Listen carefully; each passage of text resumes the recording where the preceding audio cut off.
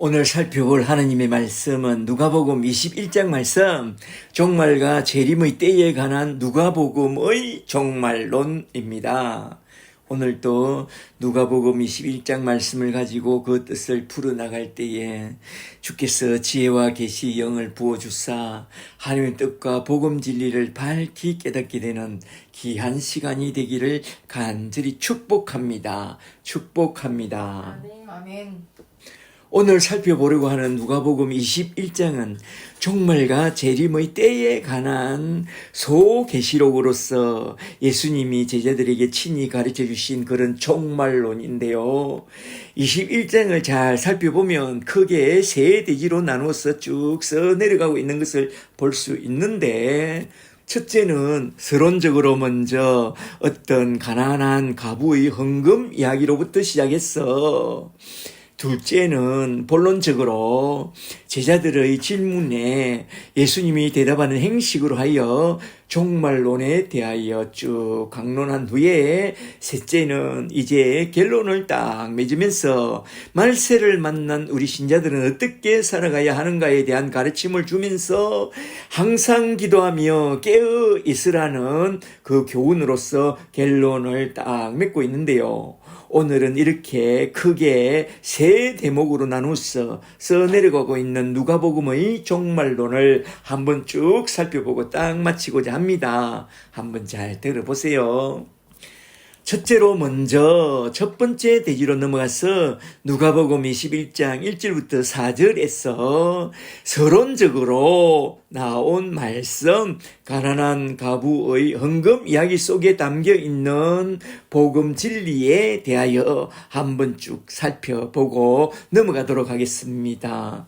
누가복음 21장의 핵심 이야기는 종말론인데, 누가는 왜 21장 서두에 가난한 가부의 헌금 이야기부터 시작하고 있을까요?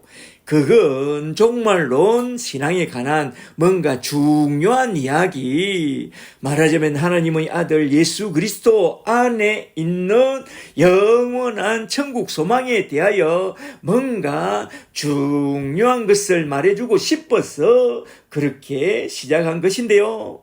많은 이들은 그러한 성경 기록 목적은 전혀 고려하지 않고 여기에 나온 가부의 헌금 이야기는 헌금의 모범과 성전 건축이라는 이름 아래 교인들의 호주머니를 털어내는 헌금 설교로서 우리는 늘 들어왔는데요. 과연 그렇게 설교해도 되느냐 이겁니다. 성경에서, 특히 누가복음에서 정말로 성경을 잘못 해석하여 오남용한 말씀이 두 곳이 있으니, 그 하나는 누가복음 18장에 나온 불쌍한 가부의 기도 이야기와, 또 하나는 누가복음 21장에 나온 가난한 가부의 헌금 이야기인데요. 누가복음 18장에 나온 가부의 기도 이야기는 종말론 차원에서 우리 믿음의 자세를 말해준 그런 본문인데, 그러한 본문의 의도와 아무 상관도 없이 땡깡 기도의 모범으로 대체되어 우리가 무엇이든지 부르짖어 기도하면 무엇이든지 다 얻게 된다는 그 말도 안 되는 기도 만능주의 본문으로 전락해 버렸는데요. 이건 전에 한번 자세히 살펴봤죠. 그리고 오늘 살펴보게 될 누가복음 21장에 나온 가난한 가부의 헌금 이야기는 종말론 차원에서 우리가 갖고 있어야 할 신앙 자세를 말해주는 그런 본문인데, 그런 본문의 의도와 아무 상관도 없이 교인들의 호주머니를 털어내는 그런 헌금 본문으로 써먹고 있으니 이게 참으로 문제라는 거요. 여기에 나온 가난한 가부의 헌금 이야기는 원전을 통해서 살펴보면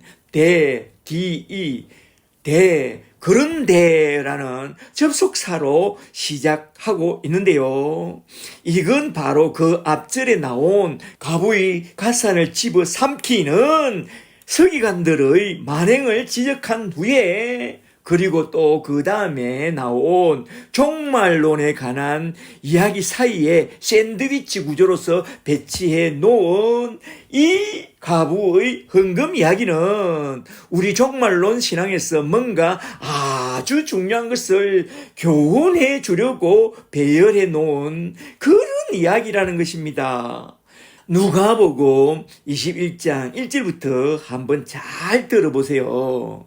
누가복음 21장 1절에 예수께서 눈을 들어 부자들이 헌금함에 헌금 넣는 것을 보시고 또 어떤 가난한 과부가 두렙돈을 넣는 것을 보시고 이르시되 내가 참으로 너에게 말하노니, 참으로가 중요합니다. 참으로 너에게 말하노니 이 가난한 과부가 다른 모든 사람들보다 많이 넣었도다.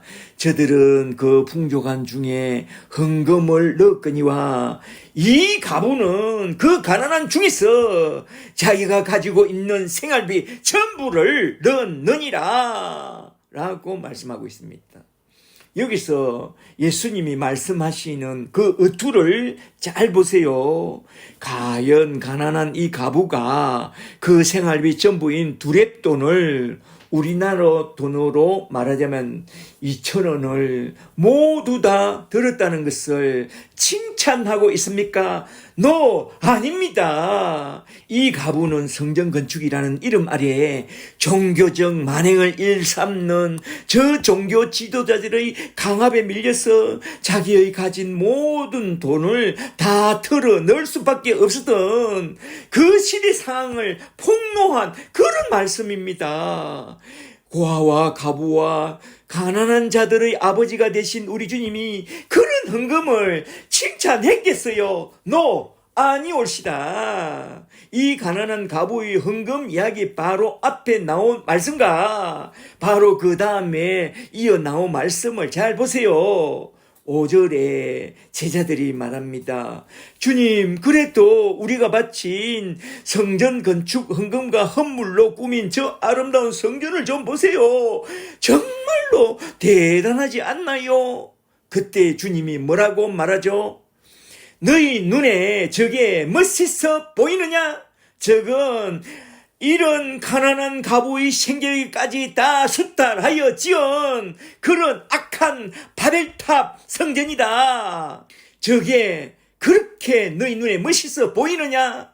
눈이 있거든 똑바로 보고 말해라. 저딴 것을 짓느라고 돌봐야 할 가난한 과부와 고아와 나그네의 그 호주머니를 다 털어 성전 건축 헌금을 뜯어내니 두고 보라. 심판날에 적은 돌 하나 도리에 남지 않고 다 무너져 내릴 것이다 라고 딱 말씀한 것입니다. 화가 나서 말한 거죠. 앞뒤 문맥 구조를 통해서 잘 보시면 주님은 가난한 과부의 헌금을 칭찬한 게 아니라 너희도 저런 가난한 과부의 돈을 다 털어서 예배당을 크게 지으려고 하면 안 된다고 말씀한 그런 말입니다.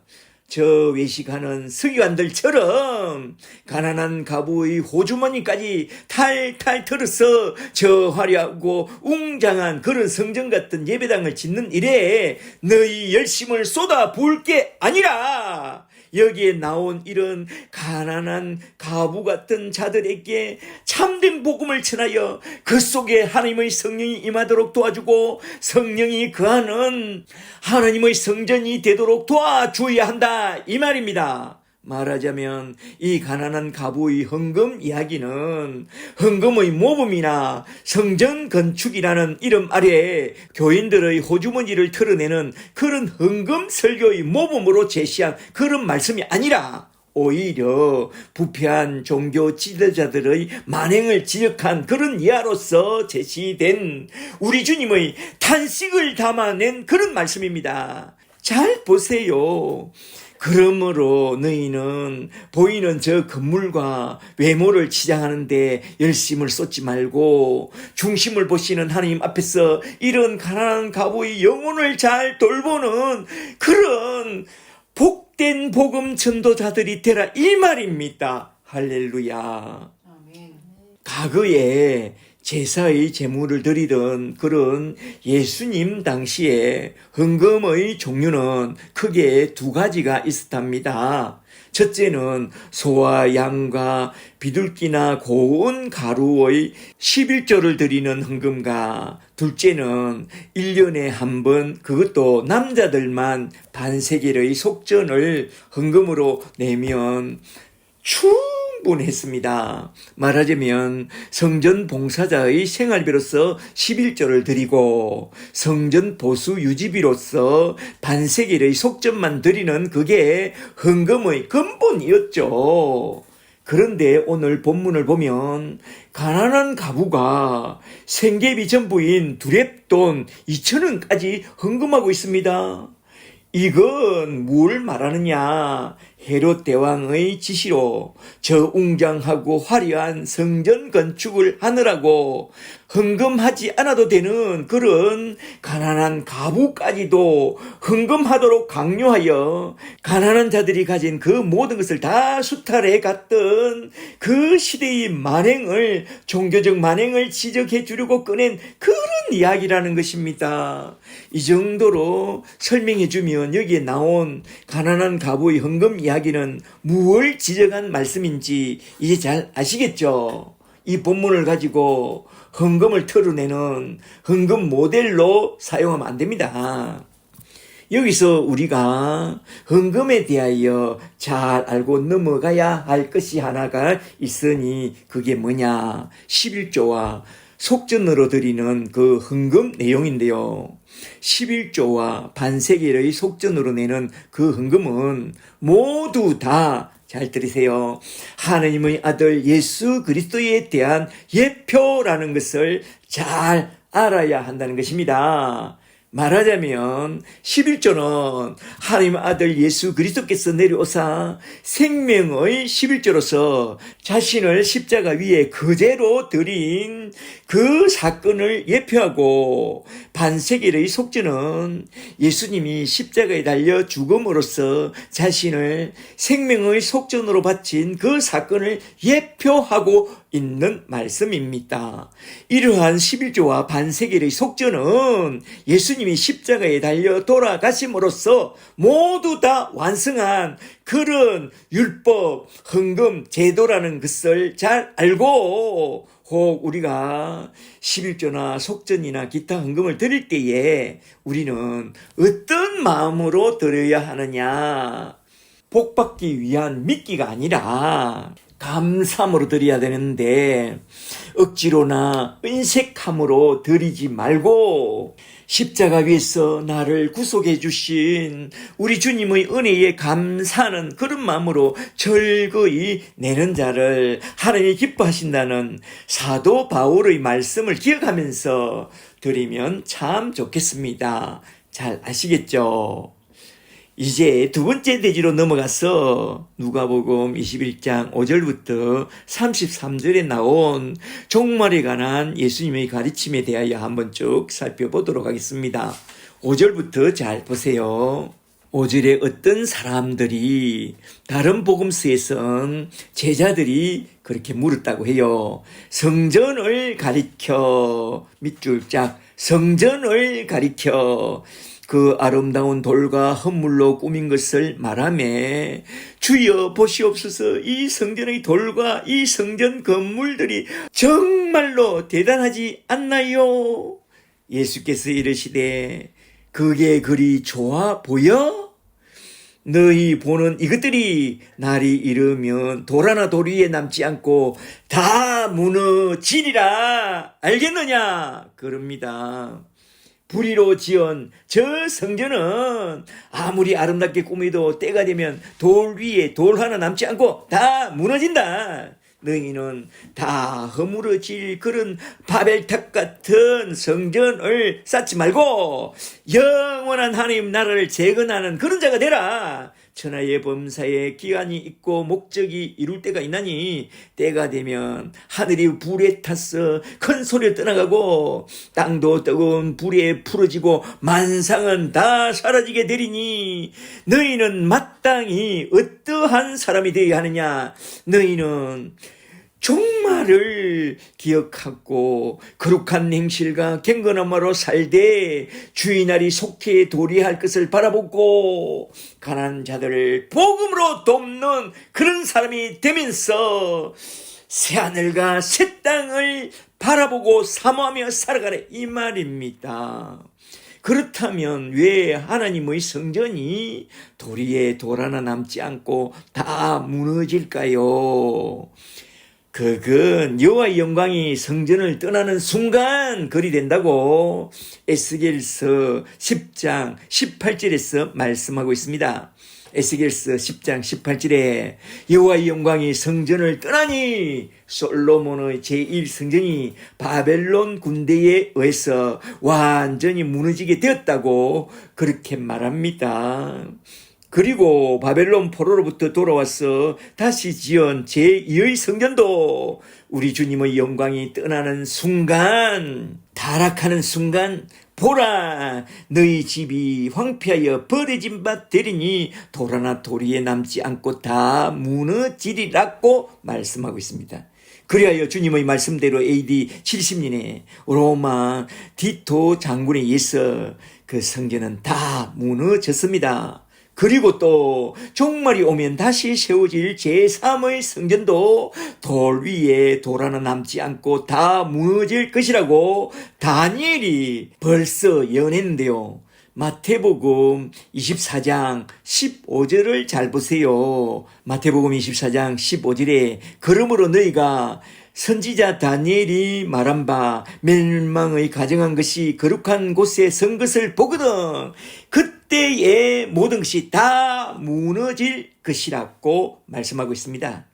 이렇게 예루살렘 성전이 무너질 것과 멸망을 딱 선포하니 제자들이 다들 놀라서 다시 묻죠. 7절에 그들이 물어 이르되 선생님이여 그러면 첫째로 어느 때에 이런 일이 있겠사오며 둘째로 이런 일이 일어나게 될 때에 무슨 징조가 있사오리까 합니다. 그러니 8절로부터 시작하여 주님은 첫째로 먼저 종말의 징조에 대해서 먼저 대략 7개의 테마로 나누어서 말씀한 후에 둘째로 재림의 때에 대해서는 무화과 나무 비유로서 쭉 말씀했는데요. 먼저 여기서 종말의 징조에 대하여 하신 말씀을 대략 7가지로 나누어서 한번 쭉 살펴보도록 할까요? 여기서 저는 요한계시록에 나온 종말의 징조와 좀 비교해서 한번 쭉 살펴보도록 하겠습니다. 그 첫 번째 징조는 무엇이냐? 8절에서 미혹이라고 말씀하고 있는데요. 8절을 잘 보세요. 8절에 이르시되 미혹을 받지 않도록 주의하라. 많은 사람이 내 이름으로 와서 이르되 내가 그라 하며 때가 가까이 왔다 하겠으나 그들을 따르지 말라.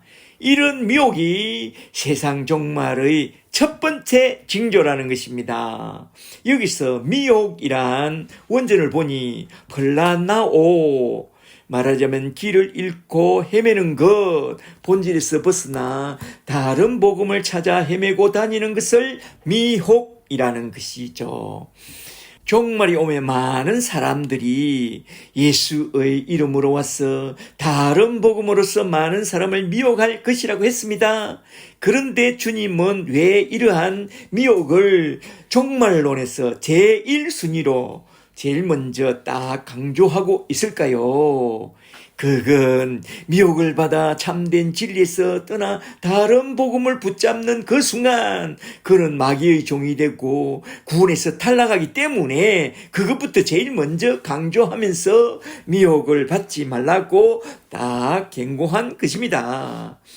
여기서 계시록 6장에 나온 7인을 하나씩 떼는 장면과 한번 좀 비교해 보는 게 참 좋겠는데요. 계시록 6장 1절을 잘 보세요. 계시록 6장 1절에 첫째 인을 떼니 흰말과 그 탄자가 활을 가지고 면류관을 쓰고 나아가서 이기고 또 이기려고 합니다. 이건 무엇을 말하느냐? 흰말을 타고 면류관을 쓰고 있으니 이건 마치 우리 주님처럼 보이지만 우리 주님이 아닙니다. 여기서 백마 타고 등장한 자는 주님을 흉내로 내면서 가서 이기고 또 이기려고 하는 미혹하는 영을 말합니다. 주님은 이기려고 하지 않죠. 싸우려고 하지도 않고 이기려도 하지 않죠. 그러한 미혹의 영을 조심하라 이거요. 너희는 미혹을 받아 다른 복음을 따르지 말고 오직 예수 십자가의 복음만 따라가라 이 말입니다. 두 번째 징조는 뭐죠? 9절에 난리와 소요의 소문이 흉흉하게 일어날 것이라는 겁니다. 9절에 난리와 소요의 소문을 들을 때에 두려워하지 말라. 이 일이 먼저 있어야 하되 끝은 곧 되지 아니하리라. 여기서 우리가 듣게 되는 난리와 소요의 소문은 무엇이냐? 그건 전쟁의 소문이죠. 요한계시록 6장 3절을 잘 보세요. 6장 3절에 둘째 인을 떼니 붉은 말과 그 탄자가 큰 칼을 받고 나가서 땅에서 화평을 제하여 버리며 서로 죽이더라. 이건 저 원수마귀가 불러일으키는 그 전쟁을 말하죠. 종말이 다가올수록 전쟁과 전쟁의 소문은 불일듯 일어날 텐데 특히 중동 전쟁은 종말의 시기라고 말해요. 계시록 16장 12절을 좀 더 보세요. 16장 12절에 여섯째 천사가 대접을 큰 강 유브라데스에 쏟음에 강물이 말라서 동방에서 오는 왕들의 길이 예비되었더라. 여기서 말하는 동방은 바벨론을 말합니다. 중국을 말하지 않아요. 그때에 새 영이 히브리어로 아마겟돈이라고 하는 곳으로 왕들을 불러 모으리라. 이 아마겟돈 전쟁이 종말 전쟁이라고 하죠. 이러한 종말 전쟁이 터지는 것을 보게 되거든 눈을 들어 주의 재림이 가까움을 알라 이 말입니다. 그리고 세 번째 징조는 11절을 보니 곳곳에서 기근이 일어날 것이라고 말하고 있습니다. 계시록 6장 5절을 잘 보세요. 6장 5절에 셋째 인을 떼니 검은 말과 그 탄자가 손에 저울을 가졌는데 한 데나리온의 밀 한 대요 한 데나리온의 보리 석 대라고 외칩니다. 여기서 한 데나리온이란 일꾼의 하루 품삯으로서 우리 돈으로 약 10만 원 정도인데요. 세상에 밀 한 대가 10만 원이래요. 지금 마트에 가보세요. 밀 한 대가 10,000원밖에 안 해요. 얼마나 기근이 심하면 그러겠어요. 큰 기근이 오면 물가가 폭등하고 그리하여 사재기가 시작되면 종말이 곧 다가온 줄 너희는 알라 이 말입니다. 그리고 네 번째 징조는 11절에서 곳곳에 큰 지진과 큰 전염병이 일어날 것이라고 말합니다. 11절에 곳곳에 큰 지진과 큰 전염병이 있겠고 또 무서운 일과 하늘로부터 오는 큰 징조들이 있으리라. 아멘. 요한계시록 6장 7절을 잘 보세요. 6장 7절에 넷째 인을 떼니 중앙색 말과 그 탄자가 나오는데 그 이름이 사망이라. 음부가 그 뒤를 따르며 땅 4분의 1의 건세를 얻어 흉년과 사망으로 사람과 짐승을 죽이더라. 이게 바로 누가복음 21장 11절에서 곳곳에 큰 지진과 큰 전염병이 일어날 것이라는 그 종말의 징표인데요. 이러한 큰 지진과 큰 전염병이 일어나거든 우리는 다가올 종말과 주의 재림을 잘 대비해야 합니다. 우리는 압니다. 2015년에 네팔에서 일어난 대지진으로 죽어나간 사람이 거의 8,400명이요. 2011년 일본 후쿠시마에서 일어난 대지진과 쓰나미로 죽어나간 사람이 거의 1만 9천 명이요. 그때 일어난 원전 사고로 아직도 일본 열도는 몸살을 앓고 있습니다. 그리고 2008년 중국 서촨성 사천성에서 일어난 대지진 사건으로 죽어나간 사람이 거의 9만 명이었고 2004년 인도네시아 수마트라 섬의 해저에서 일어난 대지진과 쓰나미로 죽어나간 사람이 약 23만 명이나 되었습니다.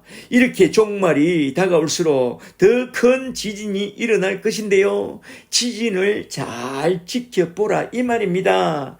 그리고 지진과 함께 전 세계적으로 크게 일어나는 큰 전염병들을 한번 잘 생각해 보세요. 2002년에 중국 광동성에서 일어난 호흡기 질환 사스는 6개월 만에 39개국에 퍼져 7,700명이 사망했고 2009년에는 북미에서 일어난 신종 인플루엔자 독감으로 거의 214개국에 퍼져서 20만 명이 사망했고 2012년에 사우디에서 일어난 메르스와 2014년에 아프리카에서 일어난 에볼라와 또한 홍콩에서 일어난 조류 독감은 수많은 사상자를 내었는데요. 특히 2020년 겨울에 중국 우한에서 시작된 코로나 바이러스는 엄청났죠. 전 세계 시장 경제를 마비시킨 그런 엄청난 역병으로 등장했는데요. 이젠 아주 더 큰 게 세게 다가오고 있습니다. 이러한 대지진과 대재앙들이 주로 아시아를 중심으로 일어났지만 누가복음 21장을 보니 세계 곳곳에서 동시다발적으로 일어나는 바로 그때부터 지구촌은 곧 종말을 향하여 치달려 가고 있는 그런 징조로 보아야 한다는 것입니다. 지금 지구촌은 종말을 향하여 달려가고 있는데요. 오늘날 종말에 관한 영화들을 통해서 하나님이 우리에게 뭔가 무언의 사인을 보내주고 있는 것 같아요. 우리 주변에서 일어나는 일들을 주의해서 잘 보세요. 오늘 내게 그런 큰 재앙이 닥쳐온다면, 그래서 죽게 된다면 우리는 하나님 앞에 딱 설 수 있는 그런 준비가 되어 있느냐? 그러니까 너희는 종말의 징조를 보기 전에 먼저 회개하고 예수를 믿고 십자가 아래서 구원의 복음을 잘 듣고 제3과 함께 성령부터 딱 받고 종말을 잘 준비하라. 오늘이라고 하는 이날에 선포되는 복음 말씀을 잘 듣고 잘 준비하라 이 말입니다. 할렐루야. 그리고 다섯 번째 징조는 무엇이냐? 12절에서 큰 박해와 큰 순교가 있을 것이라고 말합니다. 12절에 이 모든 일 앞에 내 이름으로 말미암아 너에게 손을 대어 박해하며 해당과 옥에 넘겨주며 임금들과 집권자들 앞에 끌려가리니 이 일이 도리어 너에게 증거가 되리라. 그러므로 너희는 변명할 것을 미리 궁리하지 않도록 맹심하라. 15절 말씀을 잘 기억해 놓으세요. 15절에 내가 너희의 모든 대적이 너희 대항하거나 변박할 수 없는 구변과 지혜를 너희에게 주리라. 심지어 부모와 형제와 친척과 벗이 너희를 넘겨주어 너희 중의 몇을 죽이게 하겠고 또 너희가 내 이름으로 말미암아 모든 사람에게 미움을 받을 것이나 너희 머리털 하나도 상치 아니하리니 너희의 인내로 너희 영혼을 얻으리라. 아멘. 이렇게 다섯 번째 징조는 큰 박해와 큰 순교가 일어날 것이라고 하는데요. 그런 놀라운 일이 일어나더라도 너희는 믿음의 인내로서 너희 영혼의 구원을 얻으라 이 말입니다. 이와 연결하여 나온 계시록 6장 9절 말씀을 잘 보세요. 6장 9절에 다섯째 인을 떼니 하나님의 말씀과 그들이 가진 증거의 말씀으로 말미암아 죽임을 당한 영혼들이 제단 아래에서 큰 소리로 기도하고 있습니다. 대주제여 땅에 거하는 자들을 심판하여 우리 피를 갚아주지 아니하시기를 어느 때까지 하시나이까 그럽니다. 이건 무엇을 말한 거냐? 이건 누가복음 21장 12절에서 마지막 때에 일어날 큰 박해와 큰 순교를 말씀한 것이죠. 복음 때문에 큰 박해와 큰 순교를 당하는 그것 정말로 복된 일임을 잘 알고 너희는 순교자로 복음을 전하다가 순교하고 돌아오라 이 말입니다. 할렐루야. 그리고 누가복음 21장 20절부터 24절에서 이스라엘 나라의 종말과 지상 종말을 연결하여 잠깐 언급한 그 다음에 25절로 쭉 넘어가서 여섯 번째 종말의 징조를 쭉 다루어 나가고 있는데요. 여기서 꼭 기억해 두고 넘어가야 할 한 구절이 있으니 24절 말씀입니다. 24절을 잘 보세요. 24절에 그들이 이스라엘 사람들이 칼날에 죽임을 당하며 모든 이방에 사로잡혀 가겠고 예루살렘은 이방인의 때가 차기까지 이방인들에게 짓밟히리라. 그리하여 이스라엘은 망하여 나라 없는 민족이 되었죠. 그리고 여섯 번째 징조는 25절에서 1월 성신에 큰 징조와 큰 천재지변이 일어날 것이라고 말합니다. 이와 병행구절로 나온 마태복음 24장을 잘 보면 누가복음 21장 24절에 나온 예루살렘 멸망에 대한 예언과 누가복음 21장 25절에 나온 종말에 일어날 천재지변에 대한 예언 사이에 장차 일어날 사건 중에서 몇 가지를 더 언급하고 있는데요. 잠시 마태복음 24장 14절을 한번 좀 보고 넘어가도록 하겠습니다. 마태복음 24장 14절에 보면 첫째로 먼저 두 증인이 나타나서 천국 복음을 땅 끝까지 전파할 것이라고 해요. 마태복음 24장 14절에 이 천국 복음이 모든 민족에게 정언되기 위하여 온 세상에 전파되리니 그제야 끝이 오리라고 했고, 둘째로 제3의 성전이 다시 설 것이고 그 위에 다니엘이 말한 바 멸망을 가정한 것이 설 것이라고 해요. 마태복음 24장 15절에 그러므로 너희가 선지자 다니엘이 말한 바 멸망을 가정한 것이 거룩한 곳에 선 것을 너희가 보게 되리라 라고 말합니다. 그리고 그 다음에 셋째로 지상에선 전무후무한 무시무시한 대환란이 덮칠 것이라고 말해요. 마태복음 24장 21절에 그때에 큰 환란이 있겠습니다. 장세로부터 지금까지 이런 환란이 없었고 그 후에도 없으리라. 아멘. 그때가 언제냐? 이방인의 때가 차고 다니엘이 말한 바 멸망을 가정한 것이 거룩한 곳 제3의 성전에 딱 출현하는 바로 그때에 대환란이 시작될 것이요. 그 후에는 무슨 일이 일어날 것이냐? 그게 누가복음 21장 25절에 나오는데 1월 성신의 큰 징조와 큰 천재지변이 일어난다는 것입니다. 누가복음 21장 25절을 잘 보세요. 25절에 1월 성신에는 큰 징조가 있겠고 땅에는 민족들이 바다와 파도의 썩난 소리로 인하여 혼란 중에 공고하리라. 말하자면 일종의 쓰나미 같은 해일로 말미암아 기질초풍한다는 거요. 26절에 사람들이 세상에 임할 일을 생각하고 무서워함으로 기절하리니 이는 하늘의 권능들이 흔들리겠습니다.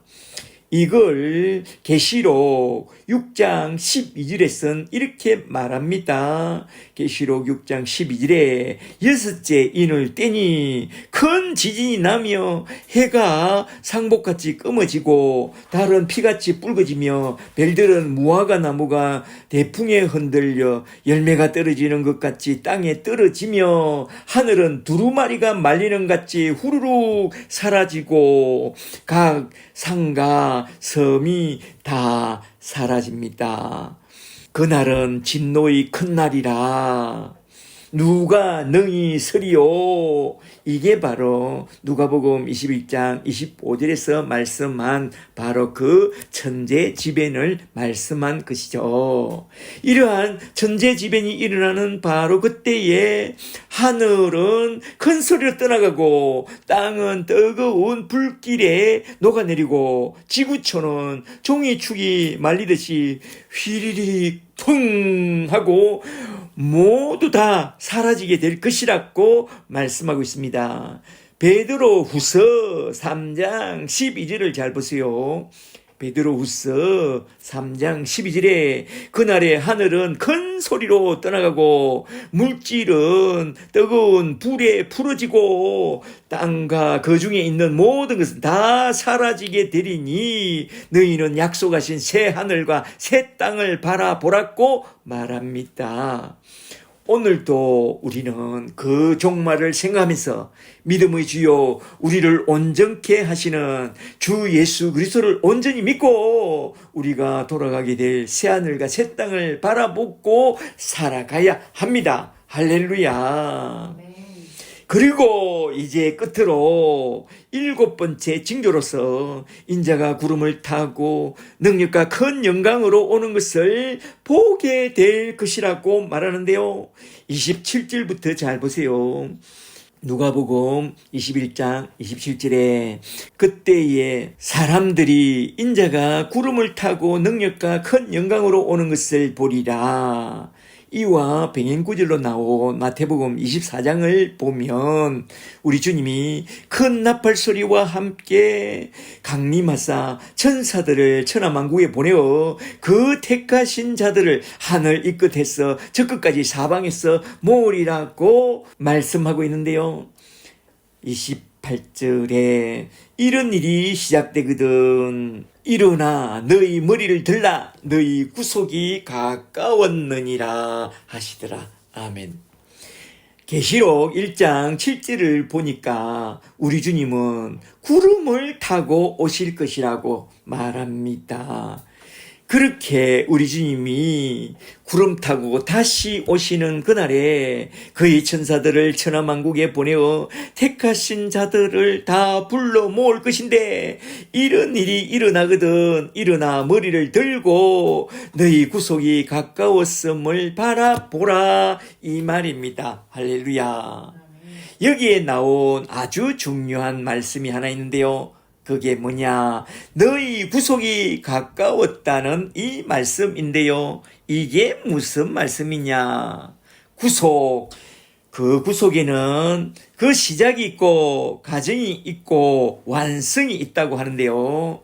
여기서 첫째로 구속의 시작이란 우리 주님이 초림하여 십자가에 달려 죽으사 자기 백성의 모든 죄를 사해 주심으로써 구속이 시작됐고, 둘째로 그 구속의 과정은 우리 주님이 다시 오시는 그날까지 성령님께서 내려오사 택한 자들을 하나하나 구원해 나가는 것을 말하고, 셋째로 구속의 완성은 우리 주님이 재림하사 구원에 속한 모든 일을 다 끝내고 다 완성하는 그걸 한마디로 말해서 구속의 완성이라고 딱 말합니다. 그렇다면 우리의 참된 소망이 무엇이냐? 구속의 시작부터 시작해서 구속의 전 과정을 거쳐서 구속이 다 완성되어 저 하늘나라에 다 들려 구름 속으로 끌려 올라가서 공중에서 우리 주님을 배웠고 주님의 거룩한 신부들이 되어 저 하늘나라 천국 본향으로 돌아가는 그게 바로 우리의 참된 소망이죠. 구속의 완성. 히브리서 6장 19절을 보니 이 소망은 영혼의 닭과 같아서 저 휘장 안으로 천국 안으로 넉넉하게 들어가게 된다고 말씀하고 있습니다. 저와 여러분은 이러한 예수 십자가의 구속으로 말미암아 얻게 된 천국 소망을 가지고 오늘도 내일도 영혼의 닷을 높이 달고 그리스도를 알고 그리스도를 알게 하는 그런 예수님의 제자로 살면서 저 천성을 향하여 척척 올라가게 되시기를 주 예수 그리스도의 이름으로 간절히 축복합니다. 축복합니다. 여기서 잠시 우리는 우리 주님이 말씀하신 7번째 그 징조와 더불어 일어날 재림의 사건에 대하여 요한계시록을 통해서 조금 더 살펴보고 넘어가는 것이 참 좋겠는데요. 한번 잘 들어보세요. 먼저 요한계시록 14장과 15장을 보면 우리 주님이 낫을 들고 구름 속에 앉아서 알곡들을 쭉 추수해 나갈 때에 추수된 우리는 들림을 받아 저 불이 섞인 유리바다 건너편에 서서 하나님의 검은고를 가지고 모세의 노래 어린 양의 노래를 부르며 우리 구원의 즐거움을 크게 기뻐하며 노래하게 될 것이라고 말씀하고 있습니다. 그런 후에 계시록 16장을 보니 알곡 추수가 다 끝난 후에 7 대제사장을 온 세상에 내리 쏟아 붓는 장면이 딱 나오면서 17장과 18장에서 바벨론 같은 이 세상 도성은 완전히 다 끝장 난다고 말해요. 바로 그때 계시록 19장으로 넘어가서 보니 공중으로 들림받다 올라간 성도들의 공중혼인잔치가 있은 후에 우리 주님이 백마 타고 철장을 들고 만왕의 왕 만주의 주로 딱 내려오는데요. 바로 그때 우리 주님이 지상으로 내려와서 복음을 거부하고 반역하던 온 세상을 멸하고 저 짐승과 더불어 많은 표적으로 성도들을 미혹하던 그 거짓 선지자를 잡았어 불과 유황으로 타는 불못에 팍 던져 넣고 곧이어 귀신의 왕이요 저 원수마귀 사탄 용도 딱 붙잡았어 불과 요항으로 타는 불못에 던져 넣으리니 그들이 거기서 세세토록 반납 괴로움을 받을 것이라고 말씀하고 있습니다. 그런 후에 요한계시록 20장 11절을 보니 우리 주님이 백보자 위에 앉아서 양과 염소를 심판하는데 생명책에 기록되지 않은 염소들은 사망첩에 기록된 대로 자기의 죄값을 따라 심판을 받고 저 마귀와 짐승과 거짓 선지자가 들어간 그 지옥 불못에 팍 집어 던져 버린 후에 뚜껑을 탁 닫아 버림으로써 최후의 심판은 딱 끝이 납니다. 저 지옥에 떨어진 자들의 그 고통에 대하여 한번 들어봤어요? 그거 누가복음 16장 24절에 잘 나오는데요. 한번 잘 들어보세요. 저 부자가 음부지옥에 떨어져서 이렇게 외칩니다. 누가복음 16장 24절에 아버지여 나를 긍휼히 여기사 나사로를 보내어 그 손가락 끝에 저 생명수를 찍어 내 혀를 서늘하게 하소서. 내가 이 불꽃 가운데서 괴로워하나이다. 주여 또 구하노니 저 나사로를 내 아버지 집에 보내사 내 형제 5이 있으니 그들에게 정언하여 그들로 이 고통받는 이곳에 오지 않게 하옵소서. 그렇게 기도합니다. 이렇게 복음을 거부한 자들이 들어가게 될 저 음부 지옥을 잘 보세요.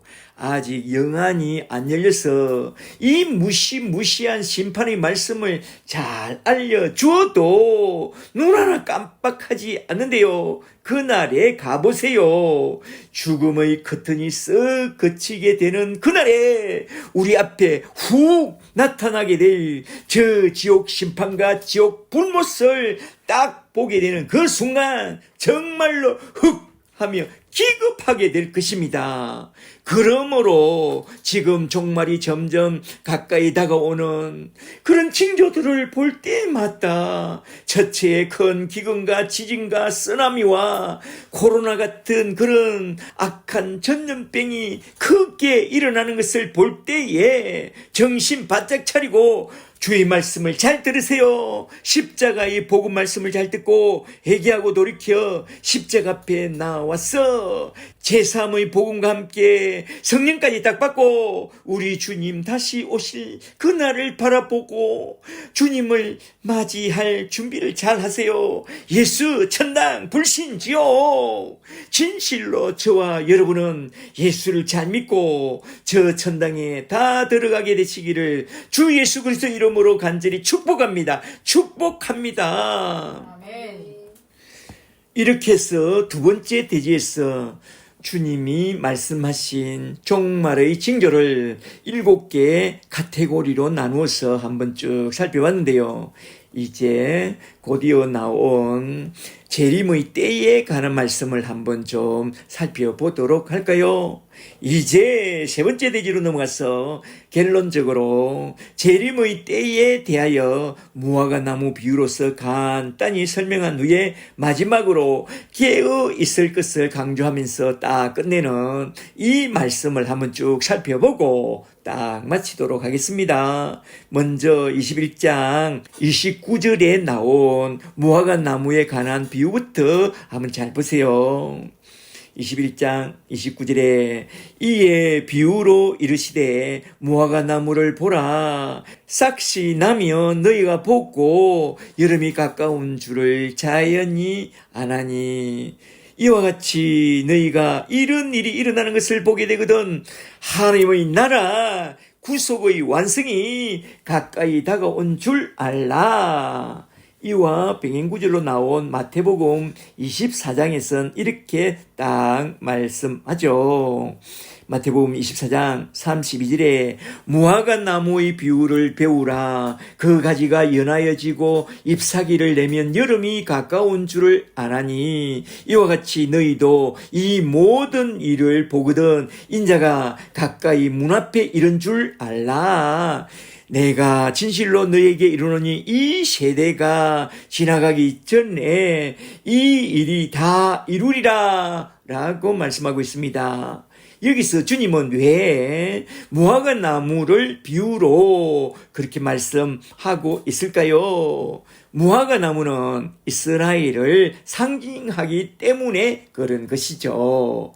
저번 시간에 예수님이 예루살렘에 입성하면서 시장하여 잎이 무성한 무화과 나무 아래에 가서 먹을 것을 구하였으나 먹을 것을 얻지 못한지라 그 무화과 나무를 말라버리라고 명하니 말라버린 그것도 비유인데요. 이스라엘 나라에 대한 비유이죠. 저 악한 포도원 농부처럼 좋은 열매를 내지 않는 자는 저 무화과 나무처럼 망하게 된다는 것을 보여준 후에 여기서 그 말라버린 무화과 나무에 이제 싹이 트고 잎이 나고 열매를 맺게 될 것을 비유로 하여 이스라엘 나라의 회복에 대하여 딱 말씀하고 있는데요.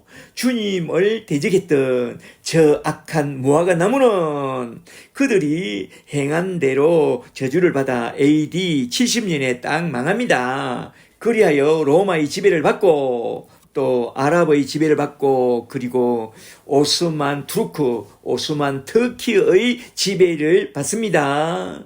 그리고 1차 대전에서 승리한 그 영국의 지배를 받다가 1948년 5월 14일에 2차 대전이 끝나고 그 나라는 딱 독립을 하죠. 1948년 5월 14일 영국이 팔레스틴 통치를 철수하는 그날에 영국과 미국의 인준을 얻어서 독립을 선언한 이스라엘은 팔레스타인에 거주하는 아랍 사람들의 거센 반발로 아랍의 연합군과 제1차, 2차, 3차 중동 전쟁을 치르게 되었고 그 전쟁에서 판판이 이스라엘이 승리하면서 이스라엘 나라는 완전한 독립국가의 기틀을 다지게 됐으니 유대인들은 이걸 갖고 하나님이 일으켜준 큰 기적이라고 그렇게 말하고 있는데요. 거의 2000년 동안 버려진 땅, 나라도 없고 영토도 없고 백성도 없던 그 땅에 돌아와서 2000년 만에 이스라엘 나라를 회복했으니 이건 정말로 기적 중의 기적이었죠. 이런 기적을 누가 이루어내었느냐? 우리 주님의 예언과 성취로 이런 기적을 이루어냈다고 말할 수밖에 없습니다. 그리하여 이스라엘 나라는 회복되었고 예수님의 예언과 성취를 따라 이제 무화과 나무에 싹이 났고 잎사귀가 무성한 여름이 지나면 추수할 날이 곧 다가올 것입니다. 그런데 지금 이스라엘 나라를 바라보고 중동의 전쟁 상황을 가만히 살펴보면 우리 주님 오실 날이 거의 다 된 것 같아요. 지금 우리 주님께 그날과 그때를 물어보면 이제 다 되었다, 끝났다 라고 말씀할 것입니다. 누가복음 21장 32절을 조금 더 보세요. 누가복음 21장 32절에 내가 진실로 너에게 말하노니 이 세대가 한 세대는 100년이라고 해요. 창세기 15장 16절에서 한 세대는 100년이라고 딱 못 박아서 말씀하고 있죠. 그러한 이 세대가 지나가기 전에 모든 일이 다 이루어지리라. 천지는 없어지겠으나 내 말은 없어지지 아니하리라. 아멘. 그리하여 내일 종말이 오고 내일 우리 주님이 오신다면 나는 오늘 하루를 어떻게 살 것인가? 오늘이 지나고 내일 세상 종말이 온다면 누구 말대로 종로에 가서 사과나무 한 그루를 심을 것인가? 아니면 무엇을 할 것인가? 곧이어 나온 말씀 누가복음 21장 34절에서 우리 주님이 교훈한 이 말씀을 한번 좀 살펴보고 딱 마치도록 하겠습니다. 잘 들어보세요.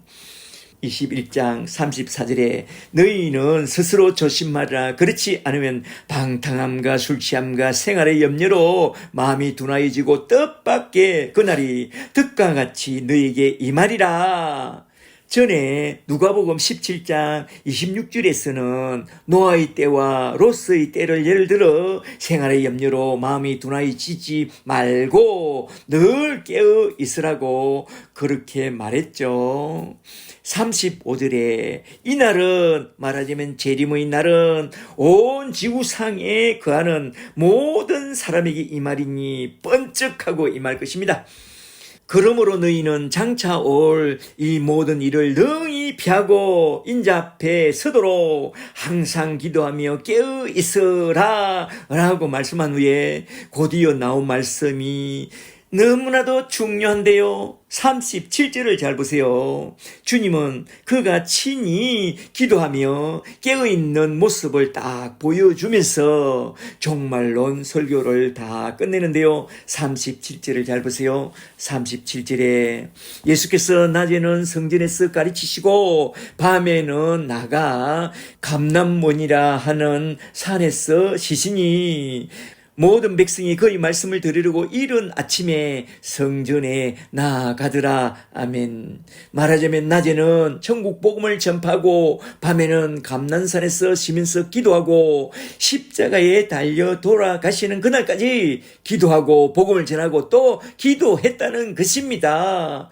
그렇다면 어떻게 하는 게 깨어 있는 것이냐? 우리 주님처럼 십자가에 달려 죽는 그 순간까지 낮에는 성전에서 전국 복음을 전파하고 밤에는 산에서 쉬면서 기도하고 때를 얻든지 못 얻든지 최후의 순간까지 기도하고 전국 복음을 전파하며 또 기도하는 그런 삶을 살아가는 그것이 곧 항상 깨어있는 삶이라는 것입니다. 이제 깨어있는 삶이 어떤 삶인지 잘 아시겠죠? 그리고 깨어있는 삶에 대해서 마태복음 24장에 나온 종말론에서는 이렇게 딱 교훈하고 있는데요. 종말론의 결론 말씀으로서 마태복음 24장 45절 말씀을 한번 잘 보세요. 마태복음 24장 45절에 충성되고 지혜 있는 종이 되어 주인에게 그 집안 사람들을 맡아 때를 따라 생명의 양식을 나눠줄 자가 누구냐? 주인이 올 때 그 종이 이렇게 하는 것을 보면 그 종에게 복이 있으리라. 아멘. 이게 마태복음 24장 종말론의 결론 말씀이죠. 이게 바로 깨어있는 제자의 삶이요 청지기의 삶이라는 것입니다. 할렐루야. 주님이 다시 오실 때까지 지혜롭고 충성된 종이 되어 내게 맡겨주신 자들에게 생명의 양식, 복음의 양식을 잘 나누어주는 그런 제자와 청지기로 사는 그게 바로 깨어있는 삶이라는 것입니다. 그래서 저는 골로새서 3장 16절 말씀을 참 좋아합니다. 골로새서 3장 16절에 그리스도의 말씀이 너희 속에 풍성히 거하게 하여 모든 지혜로 피차 가르치며 건면하고 시와 찬송과 신령한 노래를 부르며 감사하는 마음으로 하나님을 찬양하며 가정에선 가정 선교사로서, 캠퍼스에선 학원 선교사로서, 교회에선 직장 선교사로서 내게 주어진 일터에서 부르심을 받은 은혜를 따라 나에게 맡겨준 주의 구원의 복음을 들고 나아가서 내가 참 좋아하는 이 복음을 하나하나 나눠주는 그런 아름다운 예수의 정인으로 즐겁게 살다가 우리 주님이 올라오라고 하시는 그날에 다 들려 올라가게 되시기를 주의 이름으로 축복합니다. 할렐루야. 오늘은 이렇게 누가복음 21장에 나온 종말과 재림의 때에 관한 누가복음의 종말론을 중심으로 하여 크게 세 대지로 나눠서 한번 쭉 살펴봤는데요. 첫째로 먼저 종말론의 서론으로서 가난한 과부의 헌금 이야기 속에 담겨 있는 예수 십자가의 복음을 한번 쭉 살펴보았고, 둘째는 주님이 친히 가르쳐 주신 종말의 징조에 대하여 크게 7개의 카테고리로 나눠서 요한계시록에 나온 종말론과 한번 비교해서 쭉 살펴보았습니다. 세 번째 대지에서 무화과 나무 비유에 담겨 있는 재림의 때와 우리 주님이 다시 오실 그날까지 우리가 깨어 있어야 한다는 그 말씀 속에 담겨 있는 복음 진리까지 한번 쭉 살펴봤습니다. 오늘 우리에게 주신 이 복음 말씀을 우리 마음에 잘 새겨놓고 우리 앞에 시시각각으로 다가오는 종말의 징조들을 잘 감지하고 우리 주님을 본받아 늘 깨어 있으며 어디서 무엇을 하든지 우리 주님의 제자로서 그리스도를 잘 알고 그리스도를 잘 알게 하는 그런 예수의 정인으로 살다가 우리 주님이 올라오라고 하시는 그날에 우리 주님의 품으로 다 들려 올라가는 그런 예수의 사람들이 다 되시기를 주의 이름으로 간절히 축복합니다. 축복합니다. 아멘. 할렐루야.